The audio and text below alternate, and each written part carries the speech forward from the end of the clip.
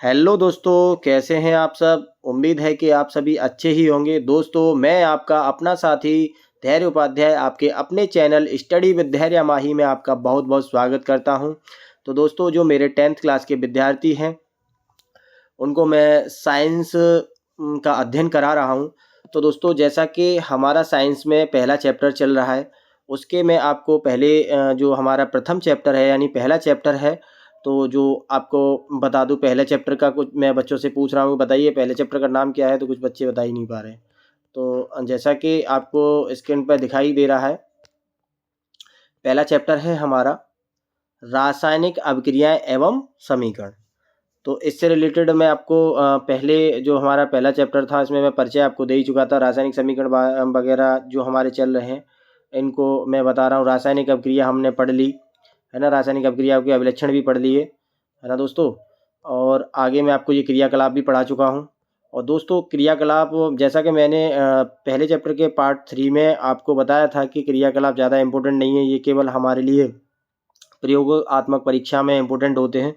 तो उन्हें बताना अभी इतना ज़रूरी नहीं है।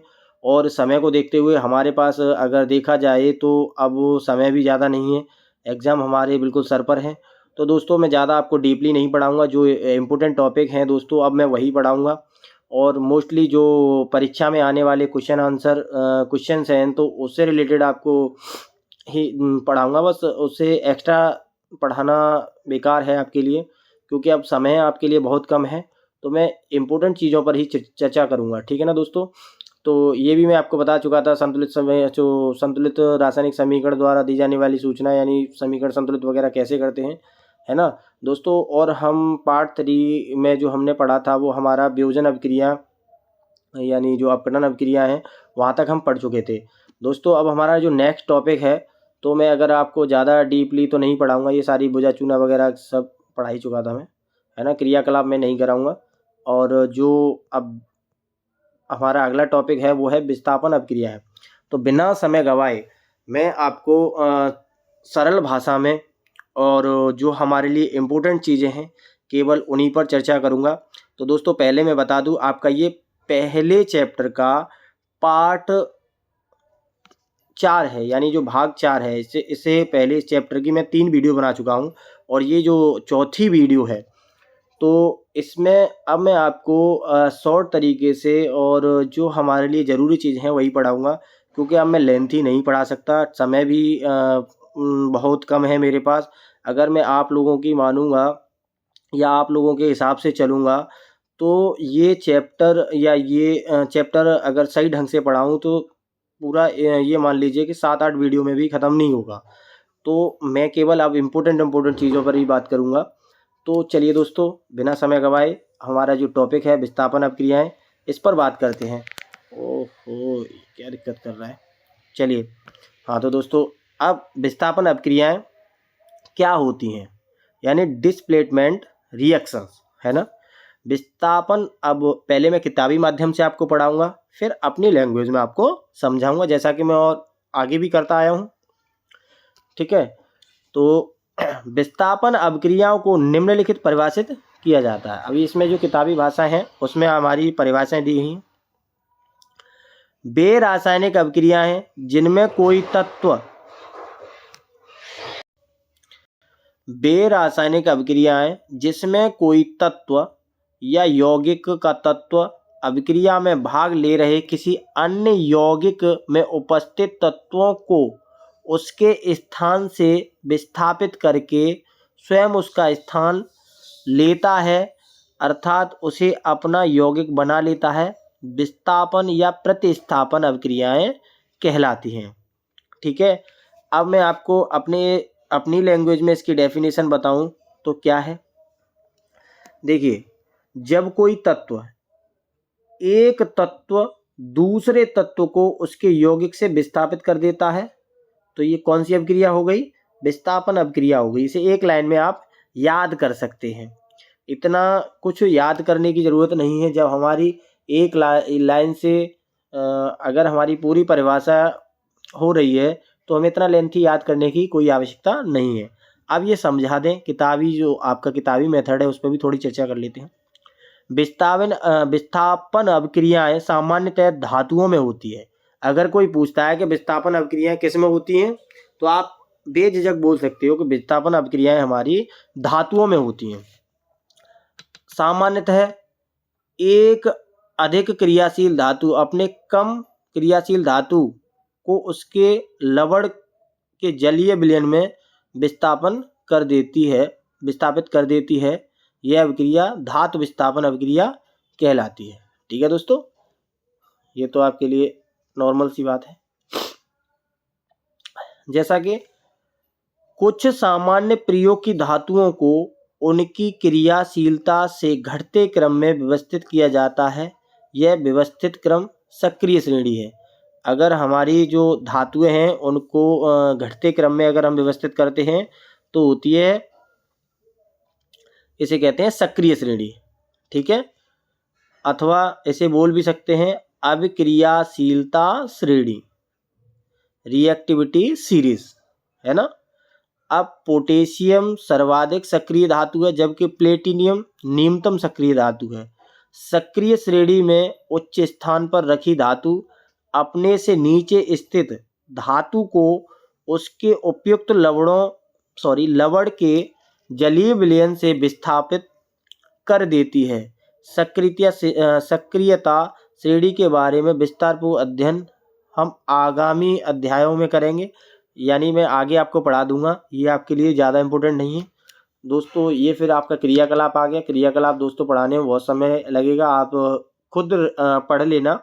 अगर कहीं कोई दिक्कत है कमेंट बॉक्स में कमेंट दे देना, मैं आपको पढ़ा दूंगा। ठीक है ना दोस्तों।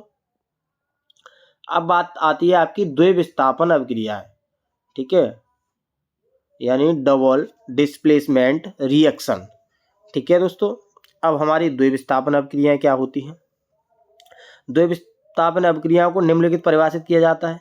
वे रासायनिक अभिक्रियाएं जिनमें अभिकारक पदार्थों के अणुओं में दो भिन्न आयन अथवा परमाणुओं का एक समूह एक दूसरे को प्रतिस्थापित कर देता है या नए उत्पादकों का निर्माण करता है, वो क्या है, द्विविस्थापन अभिक्रियाएं कहलाती हैं।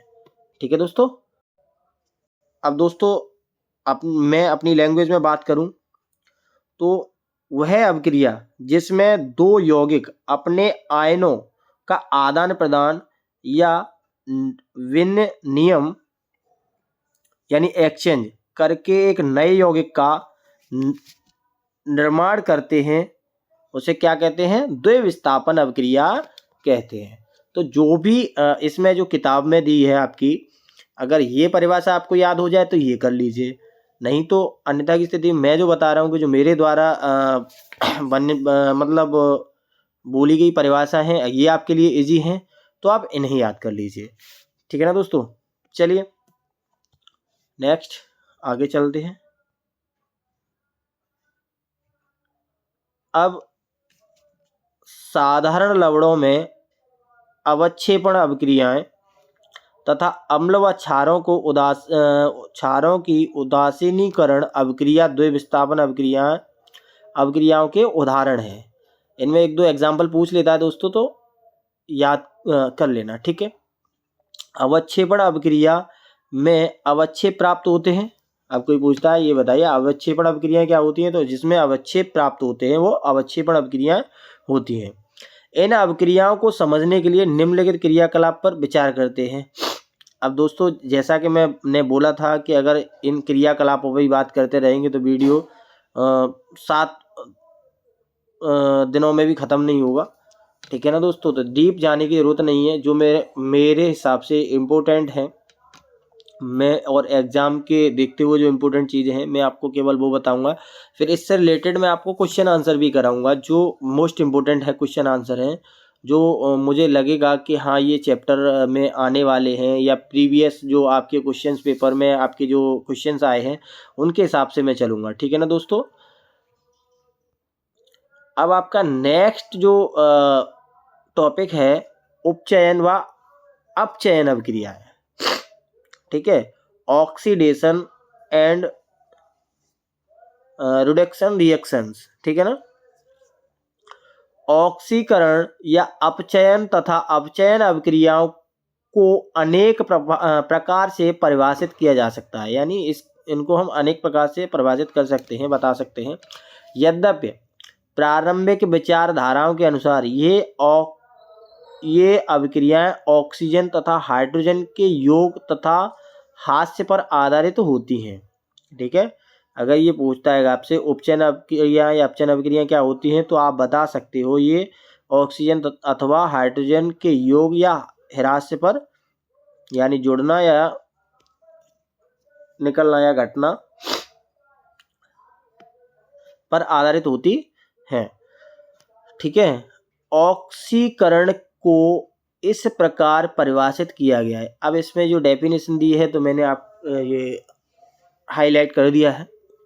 किसी रासायनिक अभिक्रिया में किसी पदार्थ से ऑक्सीजन का योग अथवा पदार्थ से हाइड्रोजन का ह्रास, यानी ऑक्सीजन का मिलना और हाइड्रोजन का क्या होना, निकलना या ह्रास होने पर वह अभिक्रिया अपचयन या ऑक्सीकरण की अभिक्रिया कहलाती है ना दोस्तों। ये आपके लिए इजीली है, किताबी माध्यम से भी इजीली है, इसे आप बड़े आराम से याद कर सकते हैं। ऑक्सीकरण अभिक्रिया में वह पदार्थ जो ऑक्सीजन देता है और हाइड्रोजन को घटाता है, इसे उपचायक या ऑक्सीकारक कहलाता है या कहते हैं। ठीक है, अब आपसे पूछा जाए कि ऑक्सीकारक क्या होता है, तो ऑक्सीकारक की डेफिनेशन आप क्या देंगे कि ऑक्सीकरण की अभिक्रिया में वह पदार्थ जो ऑक्सीजन हमें देता है और हाइड्रोजन को क्या करता है, निकालता है, हटाता है, उसे हम क्या कहते हैं, उपचायक कहते हैं या फिर ऑक्सीकारक कहते हैं। ठीक है, अपचयन को इस प्रकार भी परिभाषित किया गया। अभी एक डेफिनेशन दे दी है वो अपचयन की, तो ये भी देख लेते हैं। किसी अभिक्रिया में सम्मिलित पदार्थ से हाइड्रोजन का योग अथवा ऑक्सीजन का ह्रास हो तो वह अभिक्रिया अपचयन अभिक्रिया कहलाती है। अपचयन अभिक्रिया में वह पदार्थ जो हाइड्रोजन देता है, यानी अपचयन अभिक्रिया में वह पदार्थ जो हाइड्रोजन देता है और ऑक्सीजन को हटाता है, क्या कहलाता है, अपचायक कहलाता है।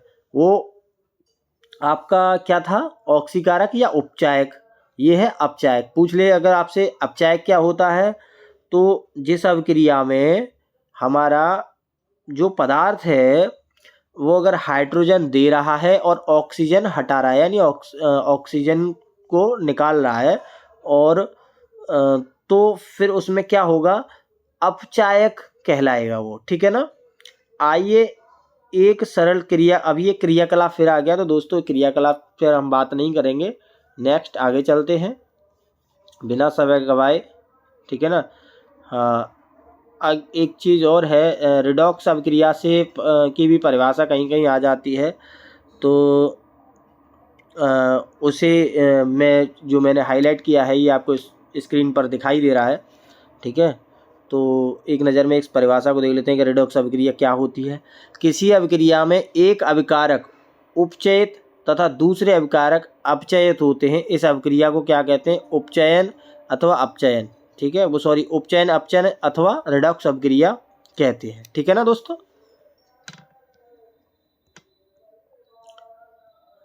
नेक्स्ट आगे चलते हैं। अब देखते हैं कि क्या हमारे दैनिक जीवन में उपचयन अभिक्रियाओं के प्रभाव क्या है ना। चलिए, हम सभी इस तथ्य से भली बात परिचित हैं कि जीवन को बनाए रखने के लिए ऑक्सीजन सबसे अधिक आवश्यक है।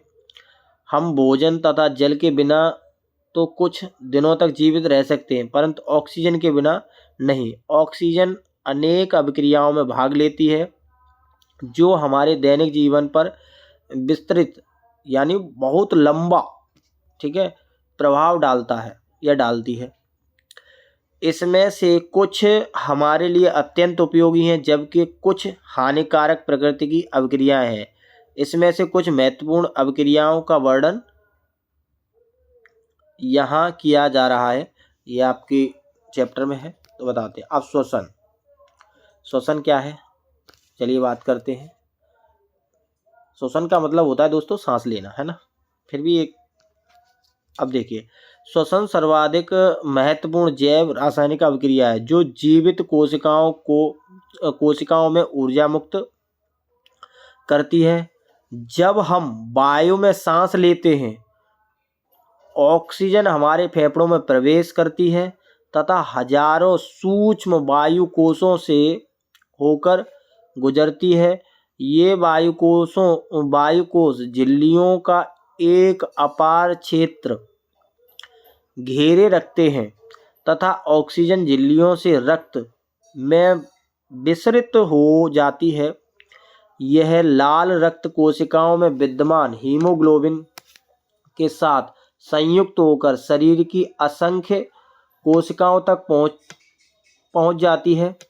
इन कोशिकाओं में श्वसन होता है तथा साथ ही ग्लूकोज के दहन से कार्बन डाइऑक्साइड तथा जल उत्पन्न होते हैं। क्योंकि अभिक्रिया ऊष्माक्षेपी प्रकृति की होती है तथा श्वसन के दौरान मुक्त होने वाली ऊष्मा अनेक कोशिकीय अभिक्रिया कराती है तथा हमारे हृदय तथा मांसपेशियों को कार्यशील रखते हैं। यह शरीर को आवश्यक ऊष्मा भी प्रदान करती है। ठीक है दोस्तों, जैसा कि आपको ये रिएक्शन दिखाई गई है ना ग्लूकोज। हाँ दोस्तों, एक और चीज़, कभी कभी आपको ग्लूकोज का सूत्र भी पूछ लेता है। तो ग्लूकोज का जो सूत्र है हमारा वो क्या है, रासायनिक सूत्र इसका C6H12O6। ठीक है ना।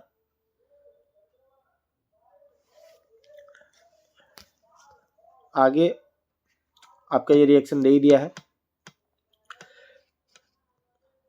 अब इस रिएक्शन में क्या बताया गया है कि कार्बन डाइऑक्साइड तथा जल, यानी आपका ये दिया है 6O2। O2 क्या होता है हमारा, जल होता है।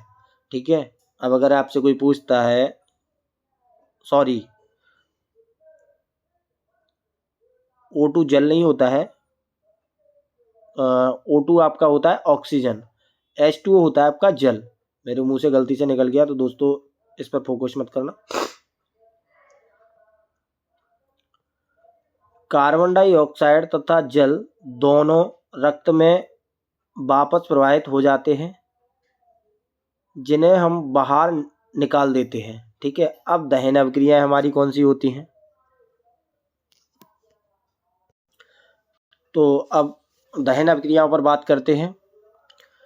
वह अभिक्रियाएं जिनमें कोई पदार्थ वायु यानी ऑक्सीजन की उपस्थिति में जल जाता है अथवा ऑक्सीकृत हो जाता है, दहन अभिक्रियाएं कहलाती हैं। उदाहरण LPG। अच्छा दोस्तों, मैं आपको बता दूं, बहुत से लोग आपसे कभी कभी गांव में पूछ लेते होंगे, जो वैसे ये 6-7 क्लास का क्वेश्चन है कि LPG की फुल फॉर्म क्या होती है। तो सब जिन बच्चों ने पढ़ा होगा तो ठीक है, नहीं तो मैं एक बार बता दे रहा हूँ आपको। इसे लिक्विड पेट्रोलियम गैस भी बोलते हैं ना, यानी द्रवित पेट्रोलियम गैस। इसमें दी कोई ब्रैकेट में दिया भी है LPG। तो अब ये क्या है, एक दहन अभिक्रिया का उदाहरण है। ठीक है ना दोस्तों।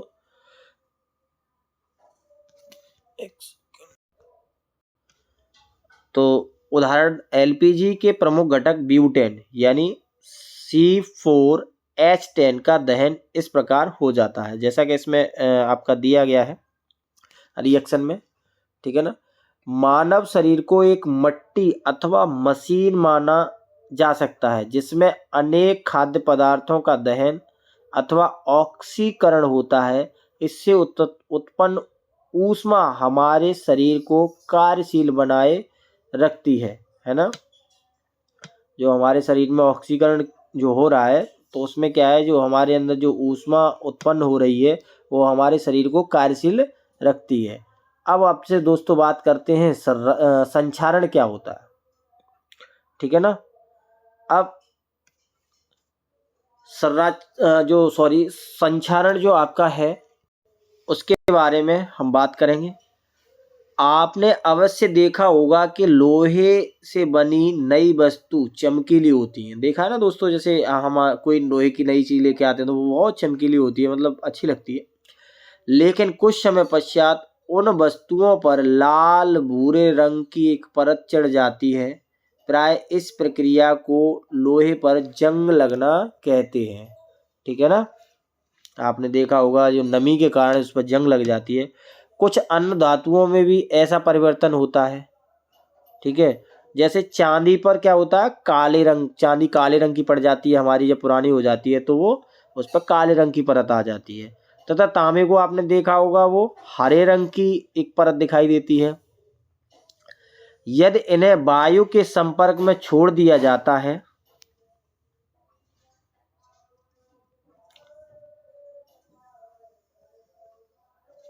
सॉरी,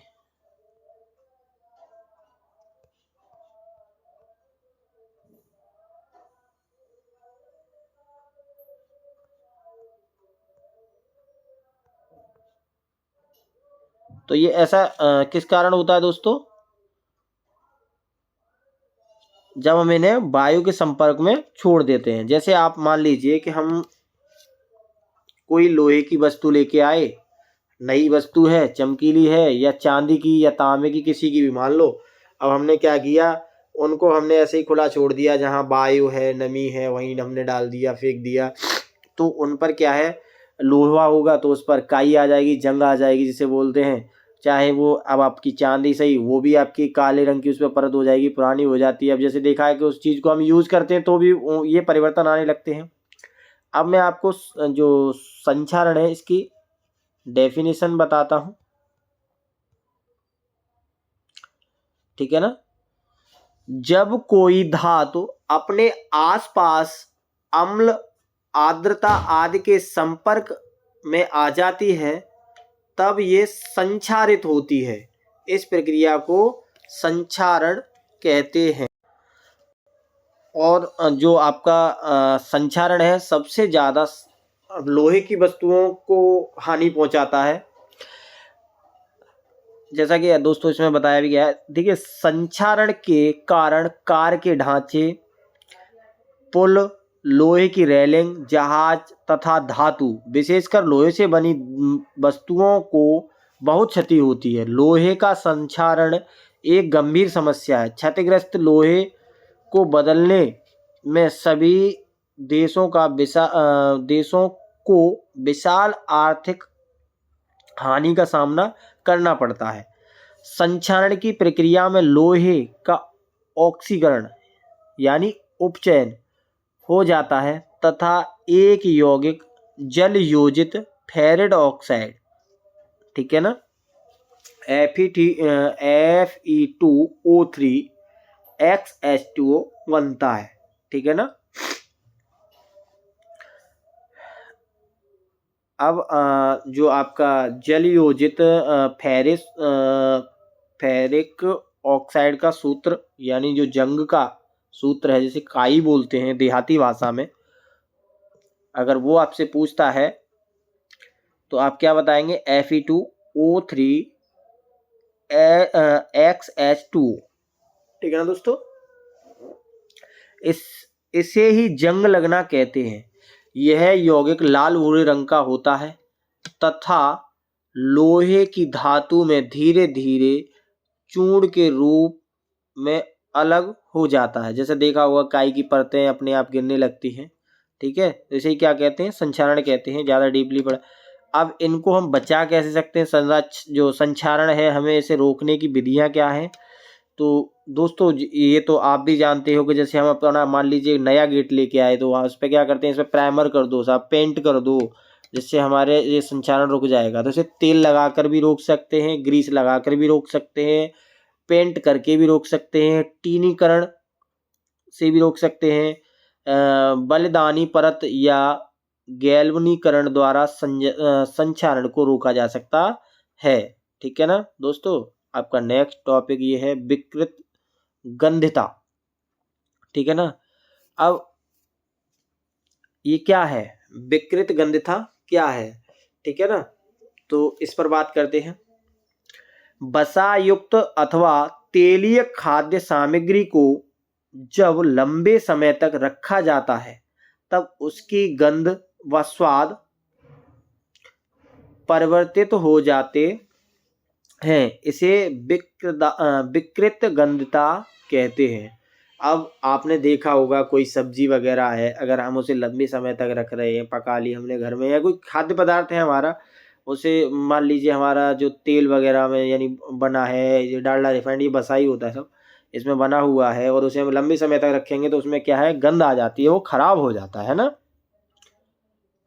तेल या वसा उपचयित होने पर विकृत गंधी हो जाते हैं तथा उनके स्वाद व गंध बदल जाते हैं। प्रायः तेली तथा वसायुक्त खाद्य सामग्रियों में उपचयन को रोकने वाले पदार्थ प्रतिऑक्सीकारक मिलाए जाते,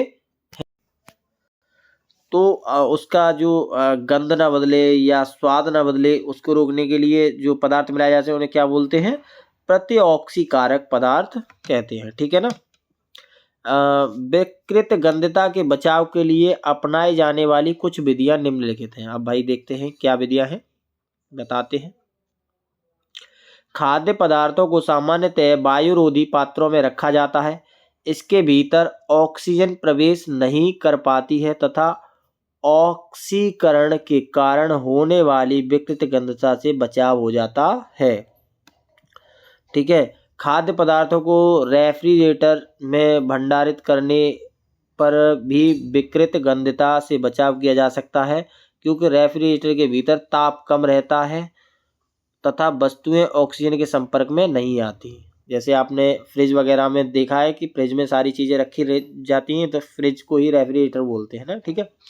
आलू चिप्स तथा इसी प्रकार के अन्य खाद्य उत्पादकों को भरने वाली थैलियों में वायु को नाइट्रोजन के प्रतिस्थापित कर दिया जाता है। नाइट्रोजन अक्रिय होने के कारण खाद्य उत्पादकों का ऑक्सीकरण से बचाव करती है।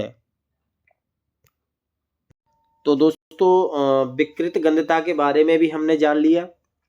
ठीक है ना। और आपका क्या बोलते हैं, ये जो संचारण था इसके बारे में भी हमने पढ़ लिया, श्वसन के बारे में पढ़ लिया, दहन क्रिया वगैरह, वियोजन वगैरह, वियोजन तो हम पहले ही पढ़ा चुके थे, है ना। और आज इन अपक्रियाओं के बारे में हमने जान लिया है। तो मैंने दोस्तों जो भी आपके लिए मोस्ट इम्पोर्टेंट चीज़ें थी इस चैप्टर से, मैंने केवल आपको वही पढ़ाई है। अब इससे रिलेटेड मैं आपको क्वेश्चन आंसर नेक्स्ट वीडियो में बताऊंगा और पूछूंगा, अभी पुटअप करूंगा आपसे क्वेश्चन आंसर। और जो क्वेश्चन आंसर मैं कराऊंगा तो मैं कोशिश करूंगा दोस्तों कि वो आपके बिल्कुल सटीक क्वेश्चन आंसर हों, जो आप याद करें और मोस्टली मेरे बच्चों को एग्ज़ाम में मिले। तो दोस्तों इसी के साथ हम आपसे विदा लेते हैं दोस्तों। चलिए बाय।